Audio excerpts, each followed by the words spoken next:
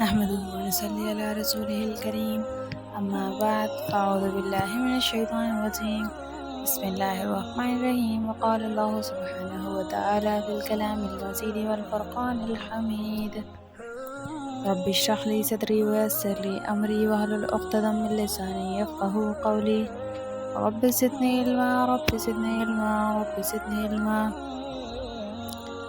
السلام علیکم ورحمۃ اللہ وبرکاتہ۔ محترم سامعات، پچھلی بار جیسا کہ ہم واقعہ کربلا اور اس سے متعلق اسباق کو بیان کر رہے تھے، تو آج بھی کچھ سبق ایسے ہیں جو واقعہ کربلا سے ہمیں سیکھنے چاہیے، لیکن ہم نہیں سیکھتے۔ ہم صرف واقعہ پڑھ لیتے ہیں اور یاد تازہ کر لیتے ہیں، حضرت حسین کی شہادت کو تو یاد کر لیتے ہیں، مگر انہوں نے کن مقاصد کے لیے شہادت دی، ان کی شہادت کیوں ہوئی، یہ یاد نہیں کرتے۔ تو کچھ سبق جو واقعہ کربلا ہمارے لیے چھوڑ گیا ہے، اس کو آج بیان کریں گے انشاءاللہ۔ سب سے پہلا اور اہم سبق جو ہمیں واقعہ کربلا سے سیکھنے کو ملتا ہے وہ ہے صبر و استقامت۔ یعنی ہمیں ہمیشہ اپنے رب پر بھروسہ کر کے پرسکون رہنا چاہیے اور اچھے نتیجے کا انتظار کرنا چاہیے۔ یہی صبر ہے جو کہ کربلا کے میدان میں نواسۂ رسول حضرت امام حسین رضی اللہ تعالیٰ عنہ نے بھی کیا، کہ جب ان کے بیٹے کو قتل کیا جا رہا تھا، جب ایک معصوم نومولود بچے کو اپنی گود میں لے کر آذان دینے لگے اور پھر تیر بچے کے حلق میں چلا گیا، اس وقت بھی صبر کیا۔ جبکہ کسی بچے کو شہید ہوتے دیکھنا، اور وہ بھی نومولود، کتنا اذیت ناک ہوتا ہے، شاید آپ سوچ سکیں۔ اگر انہوں نے اتنی آزمائشوں کے بعد بھی صبر کیا ہے، تو ہم کون ہوتے ہیں کہ چھوٹی سی بات پر آگے والے بندے کو یہ ذلیل کر دیتے ہیں؟ جبکہ ہمیں تو چاہیے کہ ہم سیکھیں اس واقعے سے کہ انہوں نے اگر اتنی اذیتوں کے بعد بھی خاموشی اختیار کی ہے صرف رب کی رضا کے لیے، تو ہمیں بھی کرنی چاہیے۔ اگر ہم بھی رب کی رضا چاہتے ہیں تو ہمیں بھی چاہیے کہ چھوٹے بڑے مشکل معاملات میں صبر سے کام لیں، تو انشاءاللہ سب کچھ آسان ہو جائے گا۔ کچھ مشکل نہیں ہے، وہ رب آپ کے صبر امتحان لیتا ہے، آپ کے صبر کا، کہ میرے بندے میں کتنا صبر ہے۔ اور اللہ تعالیٰ فرماتا ہے جو صبر کرتا ہے میں اس کے ساتھ ہوں۔ لیکن ہم لوگ ہیں نا بے صبرے، ہم صبر نہیں کرتے۔ ہم کہتے ہیں کہ جو چیز اچانک ہوئی ہے وہ اچانک ہی ختم ہو جائے۔ اس لیے ہمیں چاہیے کہ ہم زندگی کے جتنے بھی معاملات ہیں ان کو صبر سے حل کریں اور صبر سے کام لیں، انشاءاللہ سب کچھ آسان ہو جائے گا۔ دوسرا اور اہم ترین سبق یہ حاصل ہوتا ہے کہ اگر حق کے لیے گردنیں بھی کٹوانی پڑیں تو کٹوا ڈالو، کیونکہ نواسۂ رسول حضرت امام حسین رضی اللہ تعالیٰ عنہ نہ جھجکے اپنی گردن کٹوانے کے لیے حق کی راہ میں، تو پھر ہم تو پھر امتی ہیں، حضرت محمد صلی اللہ علیہ وسلم کے ہم تو امتی ہیں۔ ہمیں تو چاہیے کہ اگر کبھی زندگی میں حق و باطل کی جنگ سے ٹکراؤ پیدا ہو تو باطل کے خلاف آواز اٹھانے میں گھبرائیے گا مت۔ یہ مت سوچیے گا کہ ہم نہ رہیں گے، یہ سوچ لیجئے گا کہ ہم نہ رہے تو کیا ہوا، نبی کا دین تو رہے گا، نبی کا دین تو سلامت رہے گا۔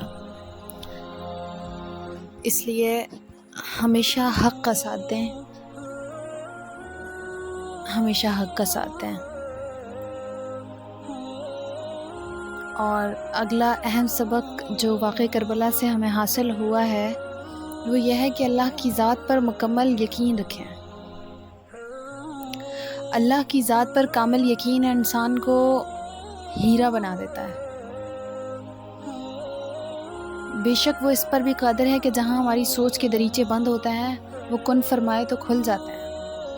جہاں حضرت امام حسین رضی اللہ تعالیٰ عنہ نے اللہ رب العزت کی ذات پر مکمل یقین کیا، بھلے فتح و ناکامی اللہ کی مرضی ہے، مگر ان کا مکمل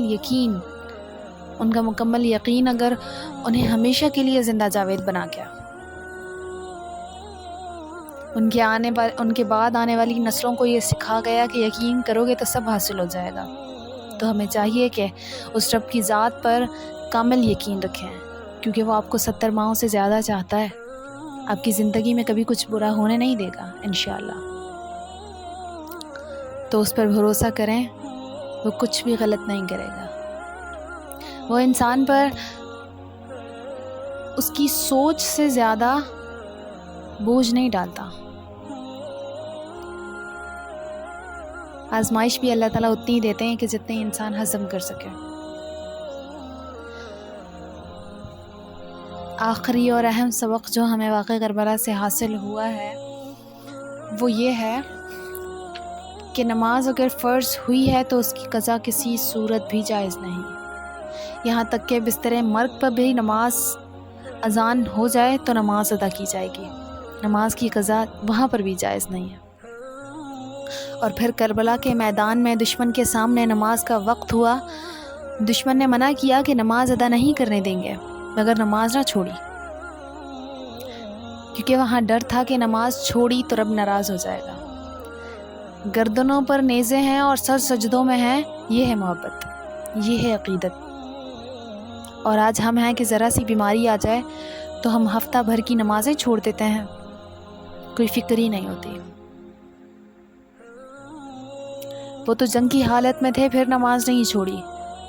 ہم اتنی آسائشوں بھری زندگی کے باوجود بھی نمازیں قضا کرتے ہیں. تو محترم سامعات، یہ تمام امت مسلمہ کے لیے لمحہ فکریہ ہے کہ اگر نماز فرض ہے تو اس کی قضا کسی صورت بھی جائز نہیں ہے، وہ پھر بھلے جنگ ہو یا پھر موت ہو.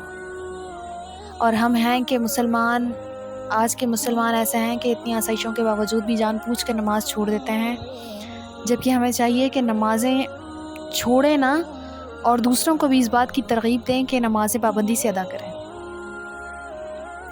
ہمیں چاہیے کہ ان اسباق کو پڑھیں، سنیں، دوسروں تک پہنچائیں اور ان سے نصیحت حاصل کریں، ان پر عمل کریں.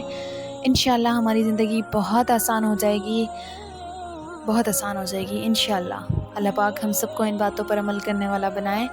اللہ پاک آپ سب کا حامی و ناصر ہو. جزاک اللہ خیر.